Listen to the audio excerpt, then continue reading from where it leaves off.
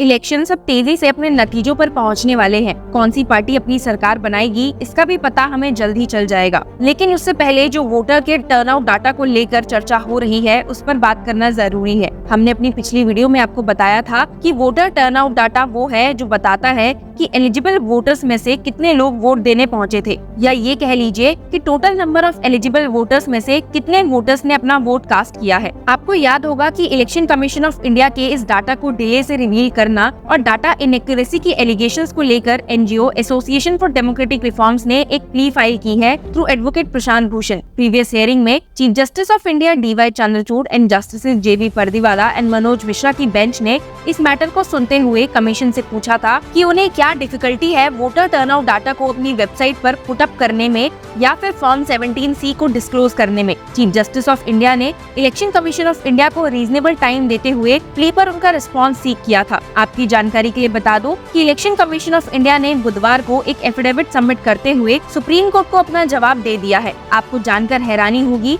कि एफिडेविट में उन्होंने डाटा को रिवील करने पर अपनी रिलक्टेंसी दिखाई है। क्यों? आइए इसके रीजन उन्हीं के सबमिट किए गए एफिडेविट को देखते हुए जानते हैं। Association for democratic reforms and common cause द्वारा फाइल की गई एप्लीकेशन के जवाब में इलेक्शन कमीशन ऑफ इंडिया ने एफिडेविट सबमिट करते हुए लोकसभा इलेक्शन के दौरान तुरंत वोटर टर्नआउट डाटा की डिस्क्लोजर की मांग पर बताया है कि कमीशन के पास कोई लीगल मैंडेट नहीं है कि वो फॉर्म 17C यानी कि हर पोलिंग स्टेशन पे डाले गए वोट्स का रिकॉर्ड का वोटर टर्नआउट डाटा डिस्क्लोज करे और ऐसे डिस्क्लोजर का गलत इस्तेमाल हो सकता है। इलेक्शन कमीशन ने अपने एफिडेविट में कहा कि उसके पास फॉर्म 17C के आधार पर authenticated voter turnout data share करने का कोई कानूनी legal mandate नहीं है। Affidavit submits, it is submitted that there is no legal mandate to provide the Form 17C to any person other than the candidate or his agent. The petitioner is trying to create an entitlement when none exists in the law by way of filing an application in the middle of the election period. Election Commission ने अपने जवाब में voter data को Form 17C से इकट्ठा करने के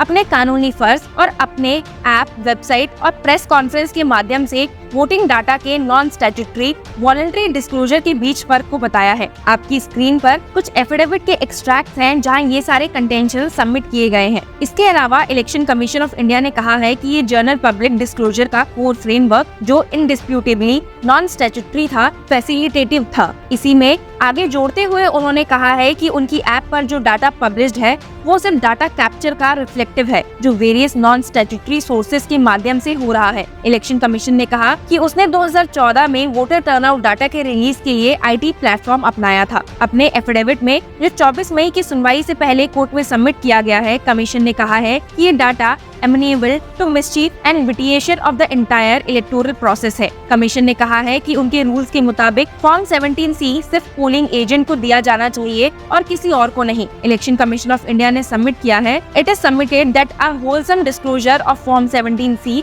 is amenable to mischief and vitiation of entire electoral process. At the moment, the original Form 17C is only available in the strong room and a copy only with the polling agents whose signature it bears. Therefore, there is a one-to-one relationship between each Form 17C and its processor. आगे उन्होंने लिखा है, It is submitted that the indiscriminate disclosure public posting on the website increases the possibility of the images being morphed, including the counting results, which then can create widespread public discomfort and mistrust in the entire electoral processes. Petitioner पर हमला करते हुए commission ने कहा है कि कुछ elements जिनके वेस्टेड इंटरेस्ट है बार बार झूठे और बेसलेस आरोप लगाकर बिना वजह शक का माहौल बनाते हैं। हर चुनाव के करीब जब इलेक्शन कमीशन ऑफ इंडिया चुनाव करता है तो किसी तरह से उसको बदनाम करने की कोशिश करते हैं। ये एक consistent mala fide campaign design effort है कि हर पॉसिबल तरीके से मिसलीडिंग एजर्शंस और बेसलेस रूप में शक और डाउट्स उठाए जाए। इलेक्शन कमीशन के इसी एफिडेविट पर transparency rights activist Anjali Bhardwaj का कहना है कि इलेक्शन कमीशन भूल गया है कि लोगों को सोचने का अधिकार है। She said,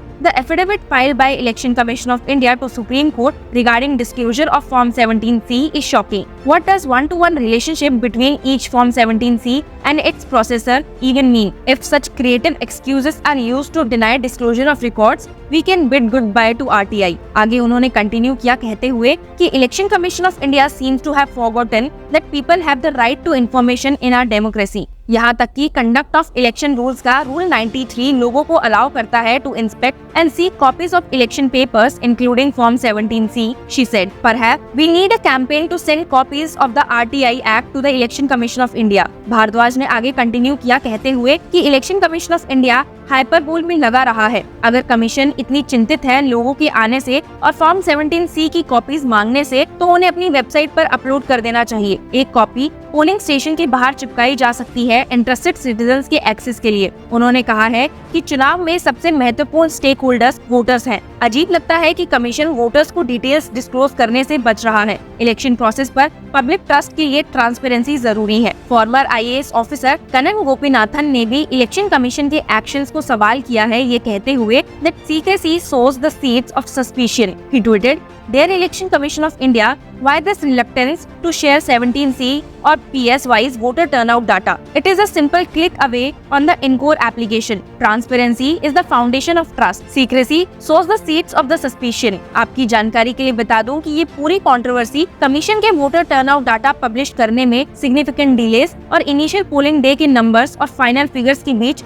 डिस्क्रिपेंसीज के विषय को लेकर देखने को मिली है। फाइनल नंबर्स पब्लिश करने में फेज 1 के लिए इलेक्शन कमीशन को 11 दिन लगे और 3 सब्सिक्वेंट फेसेस के लिए 4 दिन, that too in the form of percentage as opposed to the absolute numbers disclosed earlier. Former Chief Election Commissioner S.Y. Qureshi said, "There is no reason for delays in getting voter data. This data is in the system in real time. Within 5 minutes of the polling ending, all the information is available. Now, in this situation, the Election Commission is accountable for why so much time is being taken to finalize the data." 2024 Lok Sabha elections के पहले 4 faces के लिए election commission द्वारा दिए गए turnout numbers times inside group द्वारा analyse किए गए और उन्होंने रिवील किया 1.07 करोड़ वोट डिफरेंस। 379 सीट्स पर जो पोलिंग हुई उनमें एवरेज राइज पर कॉन्स्टिट्यूएंसी 28,000 वोट्स था। ये एनालिसिस इलेक्शन कमीशन द्वारा पोलिंग के हर फेज के दिन दिए गए नंबर्स और कमीशन द्वारा फाइनल नंबर्स के बीच में किया गया है। कांग्रेस लीडर पवन खेरा ने एक्स पर कहा है, voters are worried about the strange going on in the election commission through the 4 phases of voting. First, the election commission takes 10 to 11 days to bring out the final figure of voting, and then the difference between the real-time data and final figure turn out to be 1.7 crore votes. This is truly unprecedented. Tamil Nadu Information Technology